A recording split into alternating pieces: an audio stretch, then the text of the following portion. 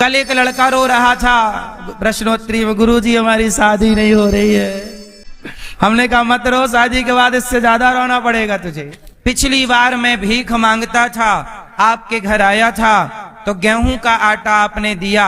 चित्रकेतु के बेटा नहीं था पर बेटा हो गया, 5 साल का बेटा हुआ तो एक रानी को बेटा हुआ। अब सवाल आप लोगों से है, बताइए आपकी पत्नी, आपका पति, आपकी बेटी, आपके बेटा, आपके माता और आपके पिता, बताइए ये लोग कौन हैं? एक बार क्या हुआ, देवराज इंद्र ने अपने गुरु का अपमान कर दिया।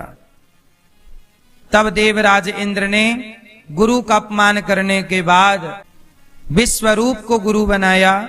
विश्वरूप जी ने नारायण कवच की दीक्षा दी और नारायण कवच की दीक्षा से इंद्र ने वृत्तासुर का उद्धार किया।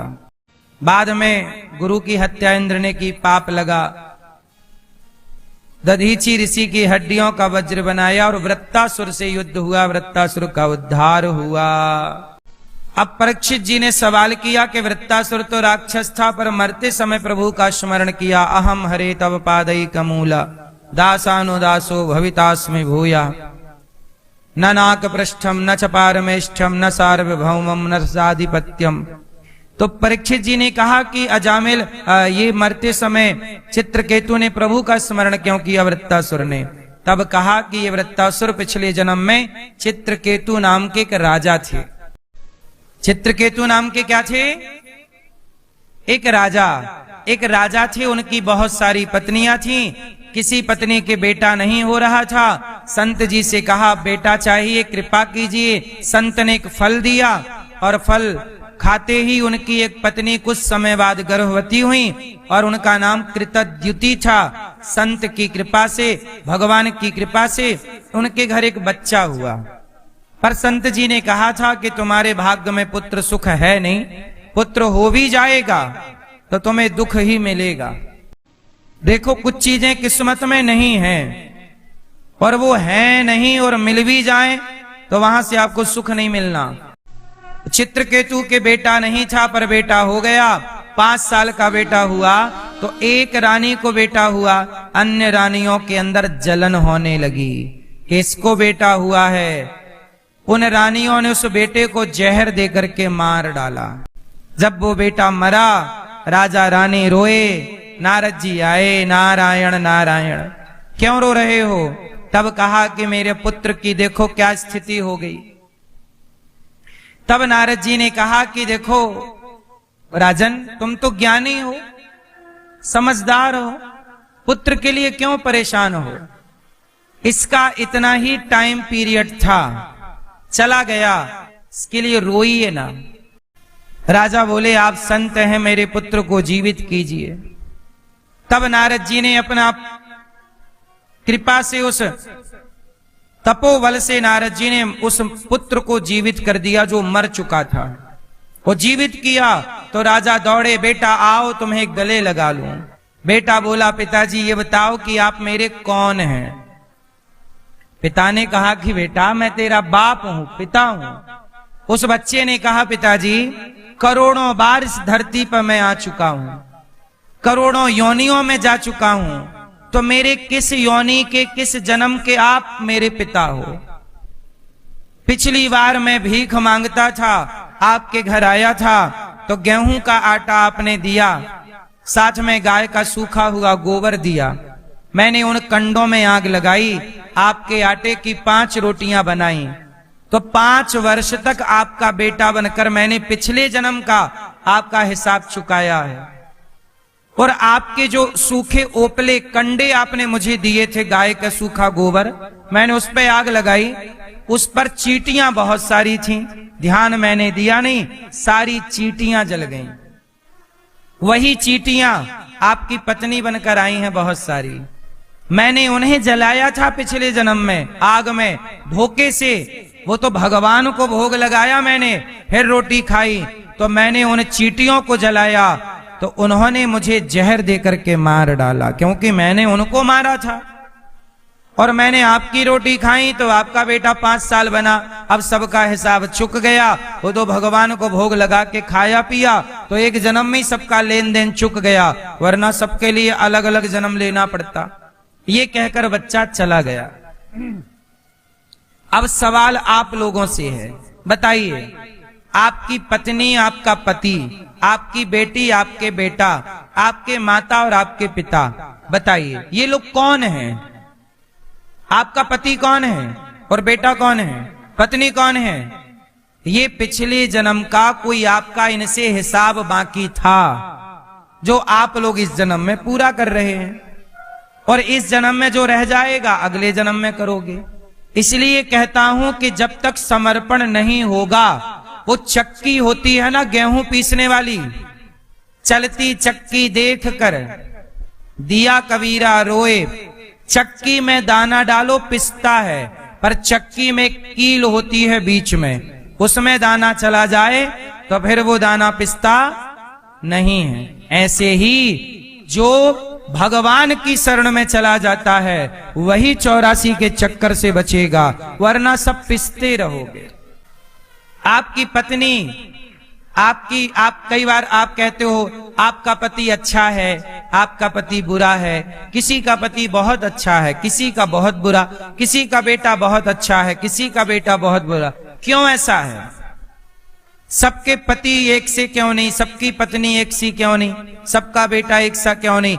जैसा कर्म था वैसा परिवार मिला है। तुमने किसी को सुख नहीं दिया, इसलिए तुम्हें भी सुख नहीं मिल रहा। तुमने किसी का बिगाड़ा, अब जैसे आपकी पत्नी, जैसे आपका पति कौन है, आपने किसी आदमी को सताया, अपने पावर के बल पे परेशान किया, वही आदमी अगले जन्म में आपका पति बनकर आ जाएगा, फिर वो सताएगा, फिर कहोगी मार रहा है। मार नहीं रहा, अपना हिसाब ले रहा है, बदला ले रहा है। अब आप किसी नारी को सताओ तो अगले जन्म में वो आपकी पत्नी बन के आ जाएगी और फिर वो चंडी बन जाएगी। अब करो, अब कहोगे हे जज साहब जल्दी निपटारा करो, तो तुम्हारी किसी की पत्नी परेशान कर रही है, किसी का पति परेशान कर रहा है, किसी का बेटा परेशान कर रहा है, किसी का पिता परेशान कर रहा है, किसी का भाई परेशान कर रहा है, किसी को बीमारी परेशान कर रही है, किसी को गरीबी परेशान कर रही है। परेशान सब है, कोई किसी से, कोई किसी को सास ही मिल गई खड्डूस टाइप की, सास से ही परेशान है, तो किसी को बहू मिल गई बिल्कुल, है ना, बहू से परेशान, सीधे मुंह बात नहीं करती। परेशान सब हैं, कोई किसी। अच्छा, परेशान भी क्यों हो? क्योंकि आपका कुछ वो हिसाब था। इसलिए कहता हूं जो जैसा है अपने अपने कर्मों के हिसाब से आपके बजट में जितनी अच्छी, देखो ऐसा आपका पुण्य ज्यादा तो थोड़ा ब्रांडेड पत्नी मिलेगी, पुण्य कम तो भगवान चाइना मॉडल पकड़ा देंगे। बात बात पे झोला उठाई मैं मायके चली जाऊंगी, तुम देखते रहियो, ये सब चाइना मॉडल हैं। बजट कम था तुम्हारा पुण्य का, पुण्य कम था, सस्ती वाली पकड़ा दी। कल एक लड़का रो रहा था प्रश्नोत्तरी में, गुरुजी हमारी शादी नहीं हो रही है। हमने कहा मत रो, शादी के बाद इससे ज्यादा रोना पड़ेगा तुझे। तो अब उसका बेचारे का कोई बजट ही नहीं है पुण्य का, उसको मिल ही नहीं रही है, उसको चाइना मॉडल भी नहीं मिल रही है। आपके किस्म, आपने पुण्य अच्छे किए तो आपको ब्रांडेड पति मिला, थोड़ा पुण्य कम थे तो आपका पति भी चाइना मॉडल है, बात बात में बिगड़ जाता, दारू पी के आता है, तांडव करता है, ये सब चाइना मॉडल है। इसलिए कहता हूं पुण्य अच्छा करो तो पत्नी अच्छी, पति अच्छा, बेटा अच्छा। पुण्य से सब कुछ मिलता है, पुण्य से मानव शरीर मिलता है, पुण्य से धन दौलत मिलती है। यदि आप धनवान हैं तो आप जरूर पुण्यात्मा हैं, और आपके पास खाने को रोटी नहीं है तो आपने पुण्य किए ही नहीं, इसलिए दाने दाने को तरसना पड़ रहा है। इसलिए जो कुछ मिलेगा, याद रखिएगा, इस संसार में जो कुछ भी मिलेगा पुण्य से ही मिलेगा। पत्नी पुण्य से, पति पुण्य से, बेटा पुण्य से, बेटी पुण्य से, सुंदर निरोगी काया पुण्य से, पुण्य कम होगा तो काया तो मिलेगी पर रोगी वाली मिलेगी। डॉक्टर बता ही ना पाएगा कि बीमारी क्या है, पर आ ऊ चलता रहेगा। कहो मेरी मां, इस संसार में हर चीज किससे मिलती है? पुण्य से। और यदि दुख मिल रहा है तो वो आपके पाप से मिल रहा है। आपका ही पाप आपके सामने खड़ा है, भोगना पड़ेगा। भीष्म पितामह को बाणों की सैया मिली, उन्हीं का पाप था। कांटों के ढेर में सांप को फेंका, अब भोगो। दशरथ जी तड़प तड़प के मर रहे हैं, आपका ही पाप है दशरथ जी। श्रवण कुमार को आपने मारा, उनके माँ बाप तड़प तड़प के मरे, अब आप माँ बाप बने, आपको भी तड़प तड़प के मरना पड़ेगा। पाप का फल दुख है और पुण्य का फल।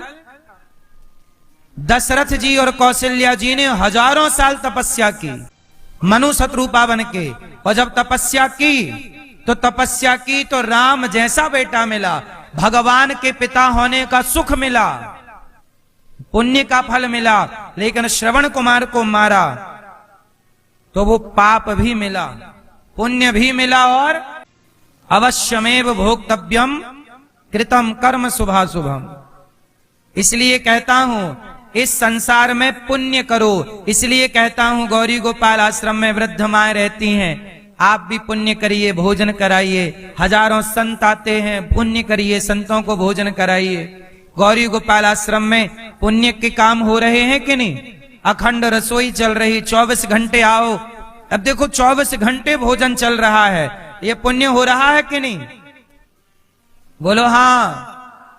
हमें जो कुछ मिलेगा इसी पुण्य से मिलेगा। भगवान को बंदी बनाने आज्ञा दे दी, जाओ इसे बंदी बना लो। कृष्ण को बंदी बनाने सैनिक बढ़े तो भगवान चतुर्भुज रूप में प्रकट हो गए। दुर्योधन तो मुझे समझा नहीं मैं कौन हूं। अब दुर्योधन हक्का बक्का रह गया, ये तो भगवान है। पर उसकी मति ऐसी मारी गई, वो जान गया कि ये भगवान है, फिर भी उसके अंदर से लोभ नहीं गया। बोला फिर भी मैं नहीं दूंगा, तुम भले भगवान हो। अब भगवान समझ गए कि अब तेरा सर्वनाश निश्चित है।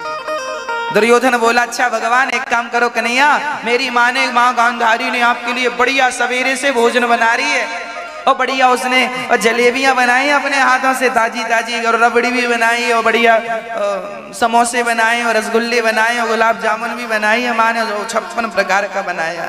और पराठे हैं 4 प्रकार के, 6 प्रकार की दालें हैं, और 10 प्रकार की साग बनाई है माँ ने। हाँ चलो, सब सोने की कटोरियों में भर रखा। अच्छा ठीक। भगवान बोले दुर्योधन मुझे 56 भोग खिलाने की क्या जरूरत थी?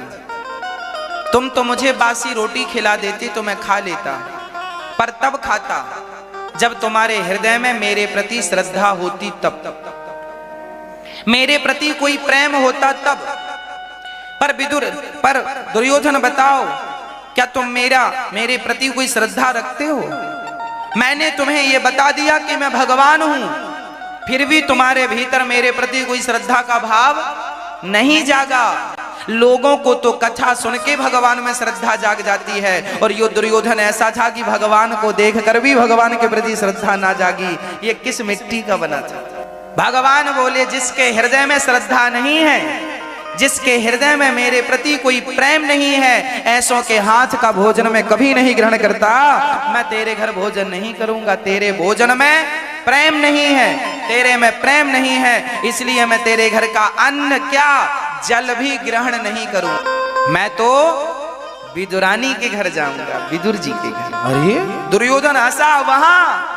वहां तुम्हें बैठने को जगह नहीं मिलेगी, उनके पास दरी नहीं है, चटाई नहीं है, जमीन पर बैठोगे, हमारे यहाँ सोने की सिंहासन है। भगवान बोले पगले, सोने की सिंहासन की भूख तुझे है, मैं तो अपने भक्तों के सामने हार जाता हूँ। मेरा भक्त जहाँ बिठाता है मैं वहीं बैठ जाता हूँ। अहम भक्त पराधीना, मैं तो भक्तों का गुलाम हूँ। जैसे माँ अपने बच्चे की सेवा करती है, जैसे माँ अपने बच्चे का मल और मूत्र साफ करती है बड़ी श्रद्धा से, उसी प्रकार भगवान अपने भक्त की सेवा करते हैं। भक्त के दोष मलमूत्र की तरह है। भगवान हमारे दोषों को नहीं देखते, भगवान तो भक्त का एक गुण देख लेते हैं। न जाने कौन से गुण पर दया निधि रीझ जाते हैं। भगवान हमारा दोष नहीं देखते। और मैं आपको बता दूं, हे कन्हैया, मैंने बहुत सारे पाप किए हैं और एक पाप को मैंने हजार हजार बार किया। मैं कोई कम पापी नहीं हूं, फिर भी आपकी शरण में हूं। इस विश्वास से शरण में आया हूं कि तुम दयालु हो और तुम हम जैसे पतितों को भी कभी ना कभी पावन जरूर करोगे। हम दीनों पर तुम जरूर कभी ना कभी दया करोगे। इस भाव से आपके दर पे पड़े हैं। बस विदुरानी और विदुर इंतजार कर रहे हैं और भगवान चल रहे हैं विदुर की ओर।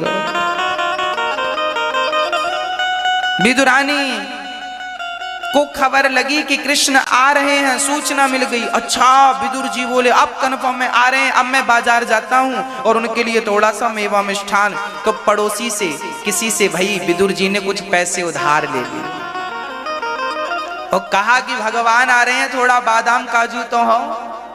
तो पैसे लेकर बाजार से बादाम काजू रबड़ी रसगुल्ले और नमकीन और केला सेब अनार बढ़िया लेने गए। और विदुर जी और विदुरानी ने जल्दी से कुटिया को गाय के गोबर से लीपा, आंगन को गाय के गोबर से लीपा और बस पलकें बिछाए खड़ी है कि मेरे श्याम सुंदर आएंगे, मेरे कन्हैया आएंगे। विदुरानी कह रही है श्याम सुंदर से, है आपके लिए चौकी कहां से लाऊं? ना सोने की थाल है, ना सोने के बर्तन है, ना खाने को आप दे रहे हैं। भगवान धन्य है, उस प्रेम में ऐसे डूब गए भगवान कि विदुरानी छिलका खिलाती है, फल फेंकती है तो भगवान छिलकों को खाते जा रहे हैं। एक बार ये नहीं कहा कि ये छिलके, एक बार ये नहीं सोचा कि ये छिलके हैं। अरे मेरा भक्त जो खिलाएगा, भगवान 56 भोग का भूखा नहीं है मेरी माँ, भगवान तो प्रेम का भूखा है। प्रेम से तुम बासी रोटी खवाओगी नमक के साथ, वो नमक के साथ बासी रोटी खाएगा। प्रेम के साथ छिलके खवाओ, छिलके खाएगा। भगवान वस्तु का भूखा नहीं, भगवान तो प्रेम के भूखे हैं। राम ही केवल प्रेम प्यारा, जान ले जो जान निहारा। मिलहि न रघुपति बिनु अनुरागा, किए जोग जप ज्ञान विरागा। राम ही केवल प्रेम प्यारा, जान ले जो जान निहारा। राम ही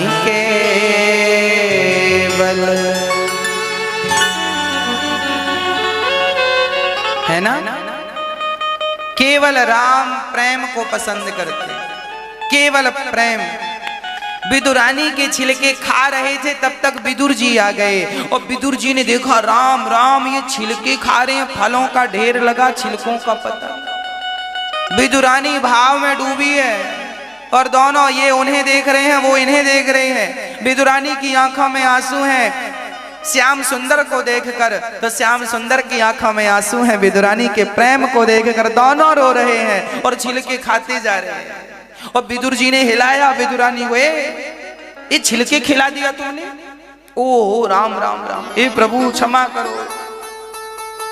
तुरंत थाली निकाली, विदुर जी ने मेवा मिष्ठान सजाए, तुलसी पत्ता डाला, प्रभु खाओ। भगवान विदुर जी के यहाँ काजू बादाम और मेवा मिष्ठान खाते हुए बोले, विदुर जी जो स्वाद मुझे इन छिलकों में मिला है वो स्वाद आपके मेवा मिष्ठान में नहीं। क्यों? क्योंकि भाव का भूखा हूँ मैं, भाव ही एक सार है, भाव से भज ले मुझे तो भव से बेड़ा पार है।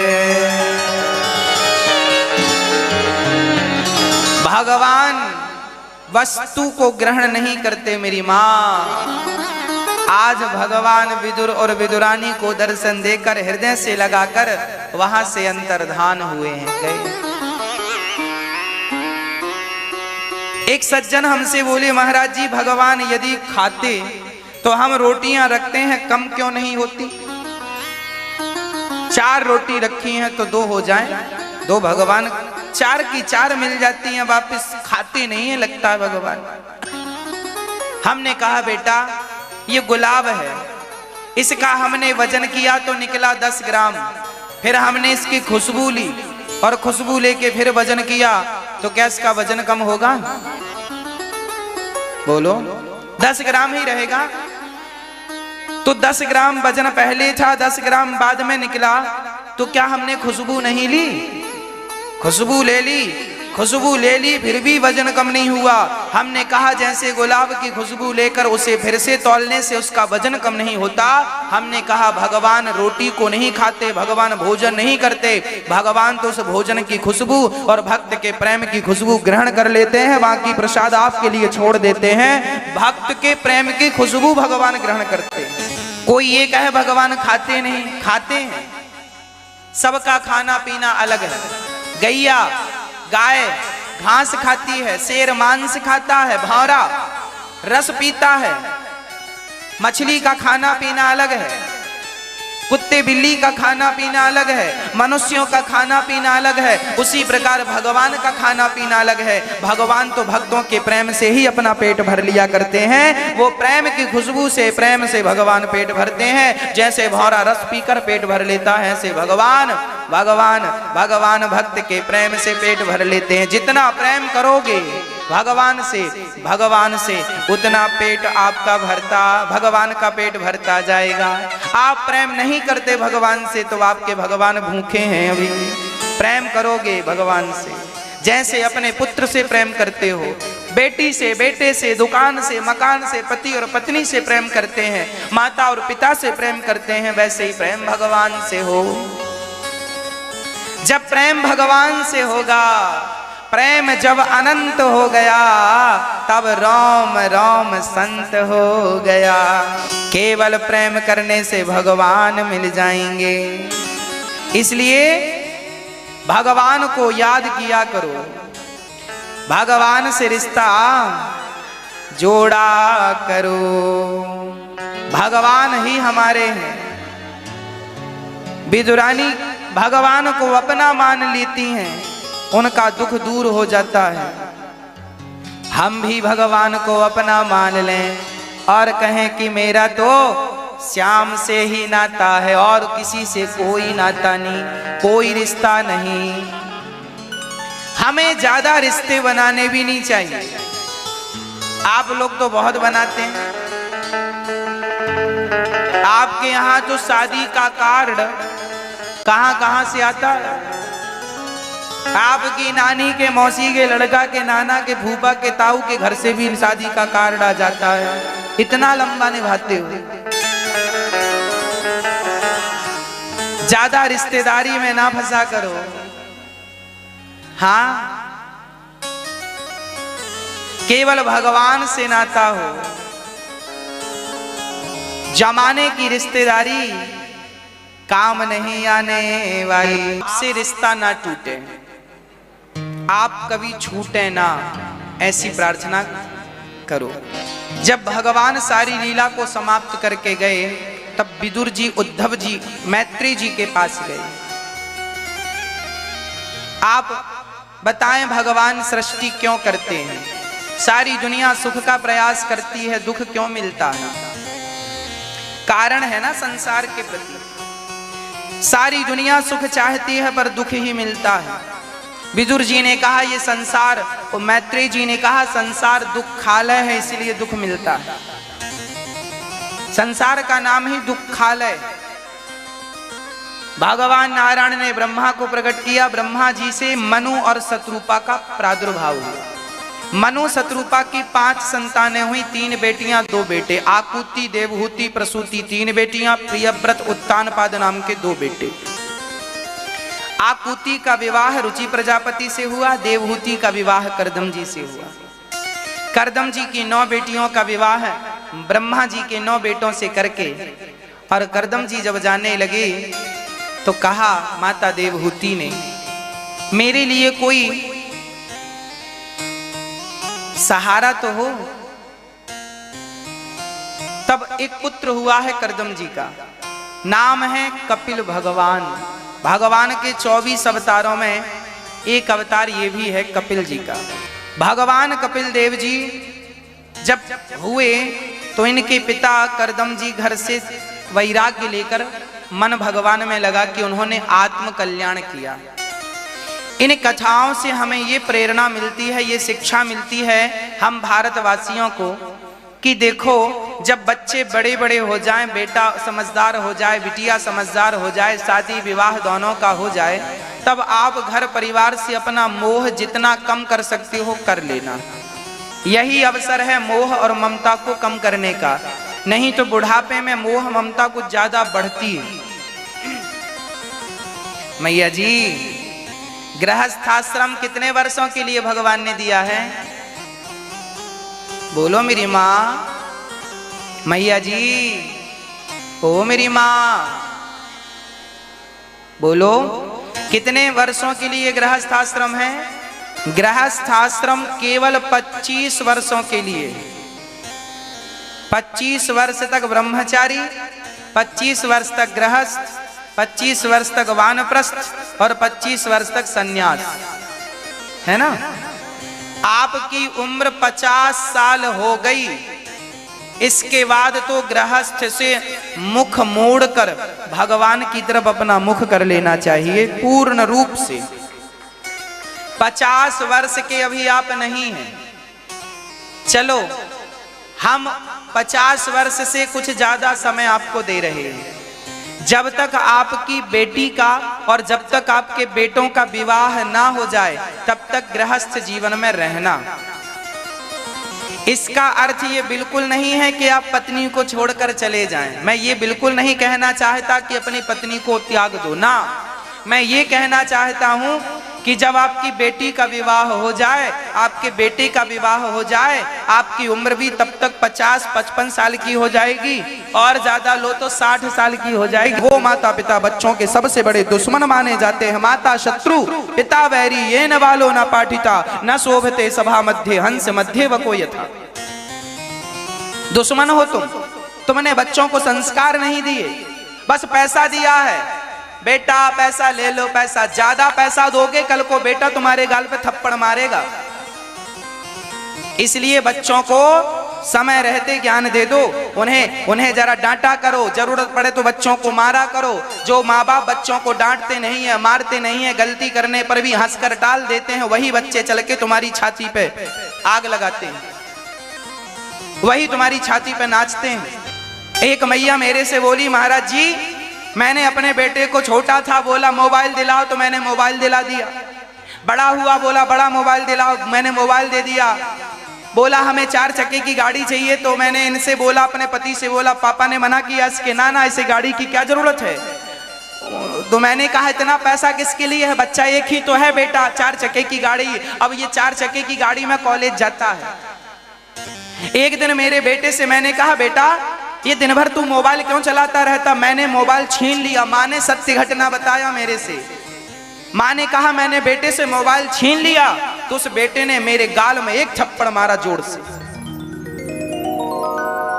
क्यों मारा?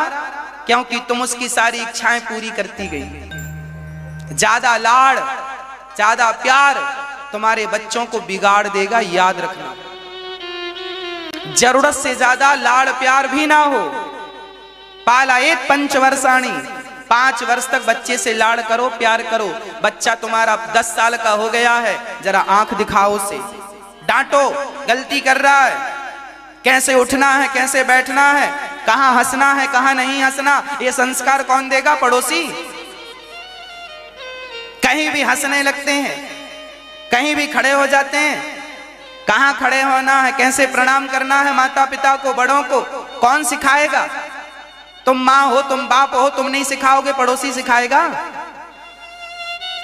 पैदा करने से संतान केवल माँ बाप नहीं होते, पैदा तो सुअर भी करते हैं बच्चे, पैदा तो बंदर भी, वो बंदरिया भी करती है बच्चे, पर वो अपने बच्चों को संस्कार नहीं दे सकते। तुम इंसान हो, दे सकते हो, और फिर भी ना दिए तो तुम भी बंदर और बंदरिया हो जो कि ऐसे बच्चों को जन्म दिए हो। लायक नहीं है बच्चे, तो ऐसे बच्चों का समाज क्या करेगी? बताओ हमें, तुम्हारे बच्चों ने समाज को क्या दिया? बताओ हमें, तुम्हारे बच्चों ने देश को क्या दिया? और बताओ हमें, तुम्हारे बच्चों ने तुम्हें क्या दिया? आजकल के बच्चे केवल अपना पेट भरते हैं, शादी करके भाग जाते हैं, मम्मी भूखी मरती रहती है, पूछते नहीं है कि माँ तुम जिंदा हो कि मर गए हो। शादी होती है, पत्नी को पाते हैं, भाग जाते हैं, टेलीफोन लगाकर नहीं पूछते माँ तुम जिंदा हो कि मर गई हो, हाल चाल नहीं। जो बच्चे नहीं करते, मैं उनकी बात कर रहा हूं। जो करते हैं सेवा, माँ बाप का सम्मान करते हैं, उनकी चरणों की धूल तो मैं मस्तक पर रखता हूं। मेरी माँ, पैसे के लिए ना भागो मेरे भाई, संसार में पैसा नहीं है। कल को ये पैसा बहुत होगा, पर तुम रोओगे कि मेरे बेटे लायक नहीं बने, नालायक हो गए। कल को कोई ये नहीं पूछेगा कि तुम्हारे बैंक में बैलेंस कितना है, लोग यही पूछते हैं तुम्हारा बेटा करता क्या है, तुम्हारा बेटा सेवा करता है? बोलो, सेवा करता है यदि आपका बेटा। चाणक्य ने बहुत बढ़िया बात कही है, सुनना। चाणक्य ने एक बात कही है, कान खोल के सुनिएगा। चाणक्य ने कहा है, जिस पुरुष की पत्नी आज्ञाकारी है और जिस पिता की संतान आज्ञाकारी है, वह पुरुष इस दुनिया का सबसे अमीर पुरुष है। जिसकी पत्नी आज्ञाकारी है और संतान आज्ञाकारी है, वह दुनिया का सबसे अमीर व्यक्ति है। और लोगों के पास करोड़ों की प्रॉपर्टी हो, पर बेटा सुनता नहीं, पत्नी सुनती नहीं, तो ऐसी प्रॉपर्टी का करोगे क्या जहां कोई तुम्हारी आज्ञा का पालन ही नहीं करता? तुम्हें शांति मिलेगी? इसलिए कहता हूं मेरी मां, समय रहते चेत जाओ, जाग जाओ, नहीं तो सिवा पश्चाताप के कल को कुछ और नहीं होगा। एक मैया मेरे पास आई और रोने लग गई। मैंने पूछा, माँ क्यों रोती हो? उन्होंने कहा, महाराज इसलिए रोती हैं कि समय रहते हमने अपने बच्चे को संस्कार नहीं दिए, लाड़ प्यार में बच्चा बिगड़ गया, हमने 2 थप्पड़ कभी नहीं मारे उसे। हम ये नहीं कहते कि तुम अपने बच्चों को थप्पड़ मारो, हम ये नहीं कहते कि तुम अपने बच्चों को फिजूल में डांटते रहो, पर जहां जरूरत है वहां तो डांटो, जहां जरूरत थप्पड़ की है वहां तो मारो। वहां भी नहीं मारोगे तो कल को वो आपको मारेंगे। इसलिए शास्त्र के अनुसार चलोगे तो सुखी रहोगे। आज का व्यक्ति सुखी क्यों नहीं है? क्योंकि मनमुखी जिंदगी जी रहा है, शास्त्रों के आधार पर कोई जीवन नहीं है, मनमुखी हो गया है व्यक्ति आज का। इसलिए वह माता पिता शत्रु हैं जो अपने बच्चों को संस्कार नहीं देते।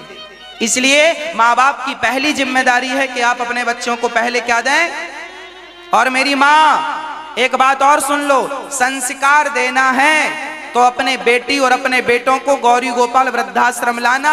जब यहाँ वृद्ध माओं का दर्शन करेंगे आपके बच्चे और इनका आशीर्वाद लेंगे, तो बच्चों के अंदर ये संस्कार जागेगा कि देखो, आपको अपनी माँ को नहीं छोड़ना। देखो यहाँ वो माएँ हैं जिनके बच्चों ने छोड़ दिया है, क्या तुम भी ऐसे बनोगे?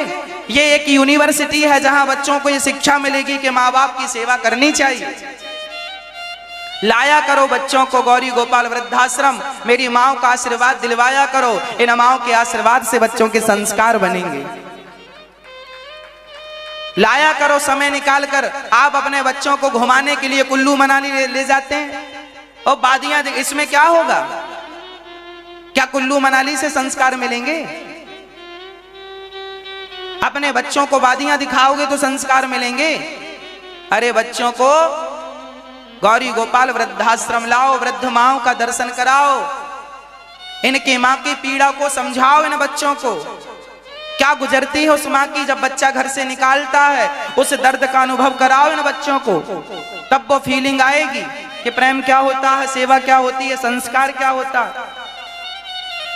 आपके बच्चे 200-200 रुपए की शराब पी जाते हैं, 1000-1000 की शराब पी जाते हैं, और तो और आजकल के खिलौने 1000-1000 रुपए के आते हैं। कभी अपने बच्चों को फुटपाथ पे ले जाया करो, उन्हें गरीब बच्चों से मिलाया करो। तुम्हारे बच्चे 50-50 रुपए की टॉफियां खाते हैं, जरा उन गरीब बच्चों से मिलाया करो अपने बच्चों को, जिनके पास 50 पैसे की टॉफी खाने का भी पैसा नहीं है। 50 पैसे वाली टॉफी भी नहीं खाते वो बच्चे फुटपाथ पर जो रहते हैं, उनके पास नहीं है 50 पैसे वाली टॉफी भी। तुम्हारे बच्चे 50 रुपए की टॉफी खाते हैं तो फेंक देते हैं आधी खा करके, स्वाद नहीं आता।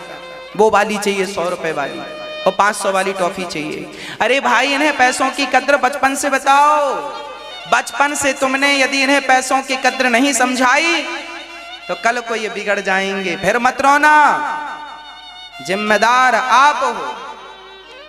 महाभारत में एक कथा मिलती है, अर्जुन ने एक सपना देखा। सपना क्या था?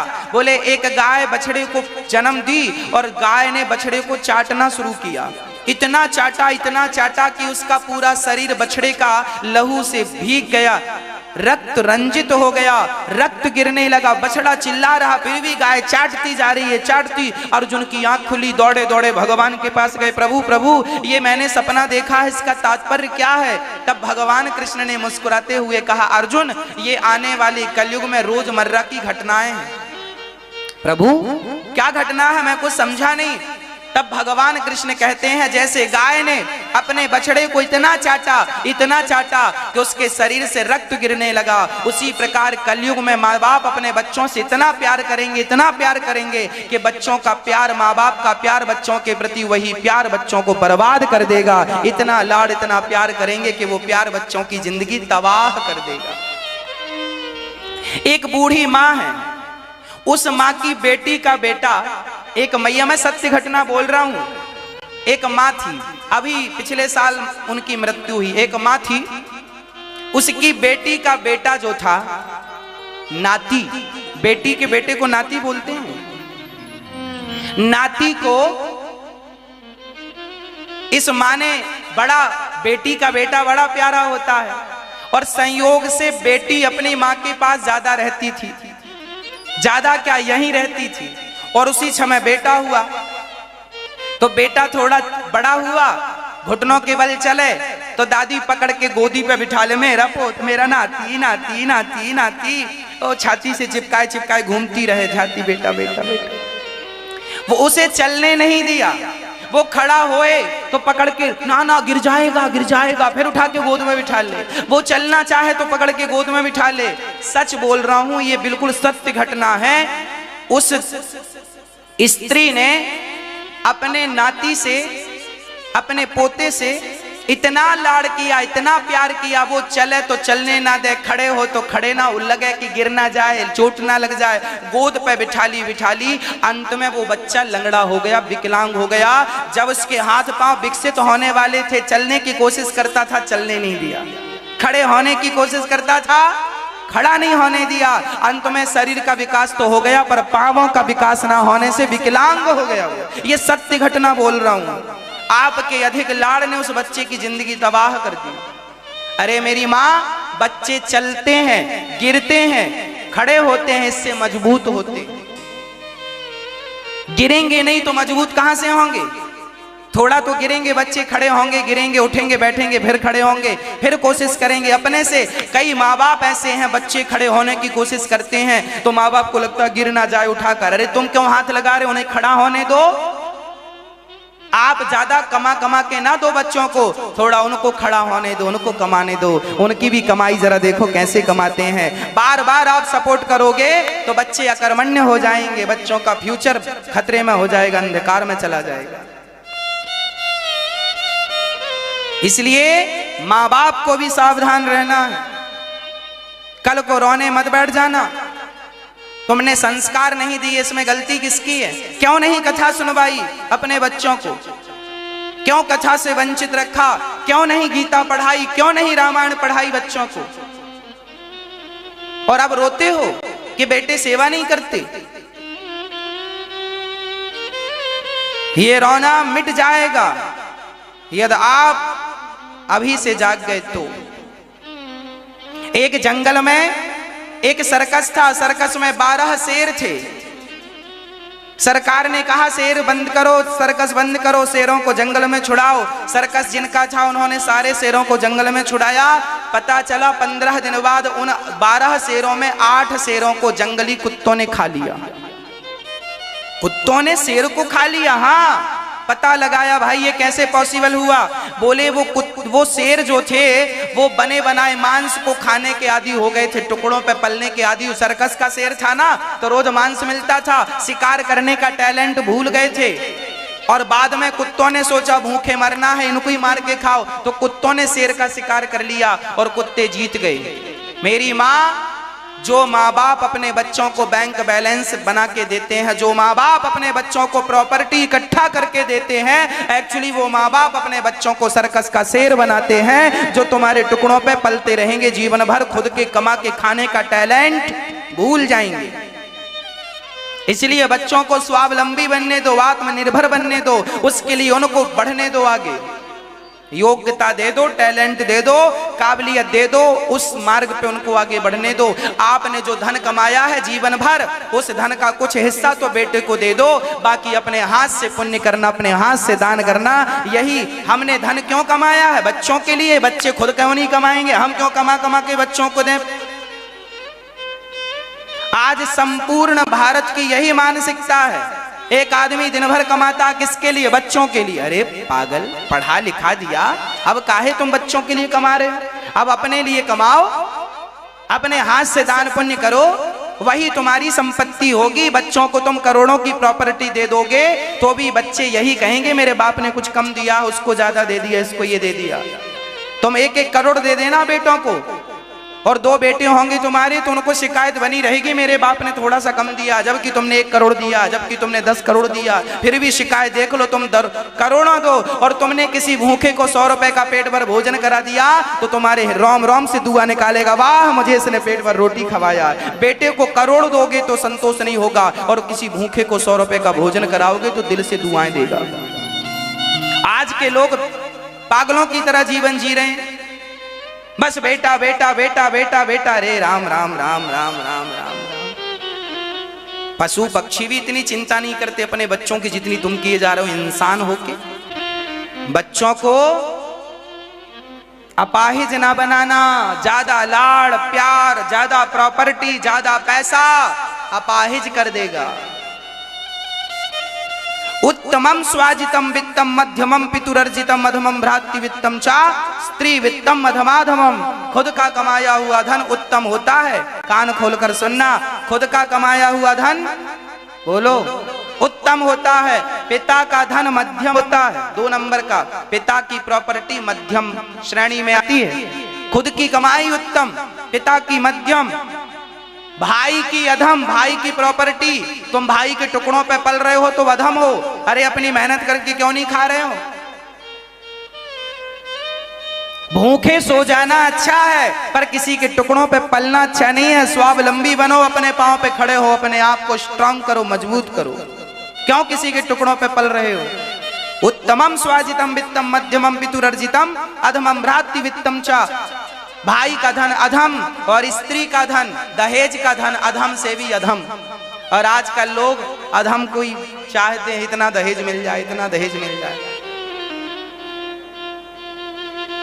इसलिए सावधान सावधान सावधान हो जाना। पांडवों ने खुद संपत्ति कमाई है, कौरवों ने निकाल दिया था तो इंद्रप्रस्थ में जाकर खुद हल जोता है। धर्मराज युधिष्ठिर ने खुद खेत को हरा भरा किया, खूब मेहनत की और पूरी हरियाली हो गई, आनंद हो गया। और दुर्योधन बस दूसरों के धन पे कब्जा करना जानता था, मेहनत नहीं करता था, बस कब्जा करना। और जो कब्जा करता था उसका सत्यानाश हो गया। इसलिए दूसरों की 1 करोड़ रुपए यहां पड़ा हो और वो किसी और का है, मेरा नहीं है तो मुझे वो करोड़ रुपए देखने भी नहीं चाहिए, वो तो माटी है। मेरी मेहनत का जो है वो मेरा है, बाकी यहाँ पड़ा हो आप सोने चांदी से भर दो, वो मेरा नहीं है। जो मेहनत का है वो मेरा है। बस अपनी मेहनत पर विश्वास रखो, अपने आप में विश्वास रखो, अपना मन लगा के कमाओ, मन लगा के काम करो। बस संस्कार देना ना भूलना। इसलिए कहता हूं बुढ़ापे में कुछ धन बचाना, ताकि चारों धाम तुम कर सको और तुम्हें किसी के सामने हाथ झोली ना फैलाना पड़े। माता देवहूति ने कहा, प्रभु मेरा मन बहुत अशांत है, मैं क्या करूं कि मन शांत हो जाए। कपिल भगवान कहते हैं, मां मन को शांत करने के कुछ उपाय हैं। क्या उपाय हैं? तितिक्षवः कारुणिकाः सुहृदः सर्वदेहिनां अजातशत्रवः शान्ता साधवः साधुभूषणाः। तितिक्षवा, हम सबको कैसे बनना है? मां मन उन्हीं का वश में है जो सहनशील है। मन किनका वश में है? जो सहनशील है। आप सहेंगे नहीं सुख और दुख को, हानि और लाभ को, तो मन कैसे वश में होगा? मन को वश में करने के लिए कीर्तन करना पड़ता है, मन को वश में करने के लिए अभ्यास करना पड़ता है। आज सारी फसाद की जड़ मन ही तो है। भक्ति में मन ही तो नहीं लगता, भगवान से मन ही तो नहीं मिलने देता। आज जितने लोग बिगड़ रहे हैं, रास्ता भटक रहे हैं, किसके कारण? मन के कारण। किसी का मन गंदी जगह में जा रहा है, किसी का मन गंदी चीजों को खाने में जा रहा। अरे मन ही तो जा रहा है। मतलब विनाश का कारण क्या है? दुर्दशा दुर्गति का कारण भी मन है और सदगति का कारण भी मन है। अब देख लो कि मन यदि संसार में लगेगा तो दुर्गति होगी और मन भगवान में लगेगा तो सदगति होगी। मन ही दुर्गति है, मन ही सदगति है। जैसे चाबी से ताला बंद हो जाता है और चाबी से ताला, उसी चाबी से ताला खुल जाता है। मन को संसार में लगाओगे तो बंधन में बंध जाओगे और मन भगवान में लगाओगे तो संसार के बंधन से मुक्त हो जाओगे। मन कहाँ लगाना है मर्जी आपकी। अच्छा, मन कैसे वश में हो? आप लोग कहते हैं महाराज जी हम पूजा करते हैं हमारा मन नहीं लगता। अरे भैया, मन तो सबका ही नहीं लगता। कौन है जिसका मन लग रहा है? मन ना लगे तो भी भगवान का चिंतन करते रहो, तो भी भगवान की भक्ति करते रहो, माला जपते रहो, कथाएं सुनते रहो। जैसे बच्चा पहली बार स्कूल जाता है पढ़ने के लिए, छोटा सा तो रोता है, स्कूल नहीं जाएंगे, स्कूल नहीं जाएंगे।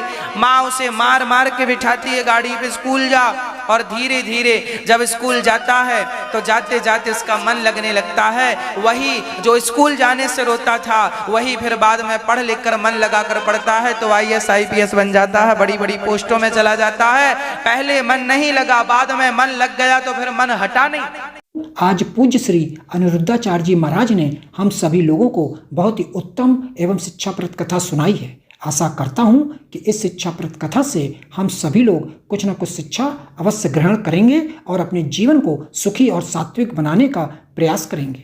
मित्रों, अगर आपको यह शिक्षाप्रद कथा पसंद आई हो तो वीडियो को लाइक करें और अधिक से अधिक लोगों को शेयर भी करें, जिससे और भी लोग महाराज जी की इस शिक्षाप्रद कथा से शिक्षा लेकर अपने जीवन को सुखी बना सकें। मित्रों, अगर आपने अभी तक हमारे चैनल को सब्सक्राइब नहीं किया है तो हमारे चैनल को तुरंत सब्सक्राइब भी कर लें, जिससे आपको नोटिफिकेशन के माध्यम से महाराज जी के शिक्षाप्रद कथा तुरंत प्राप्त हो सकें। मित्रों, तो कल फिर किसी शिक्षाप्रद कथा के साथ आप लोगों के समक्ष प्रस्तुत होंगे। तब तक के लिए जय श्री राधे।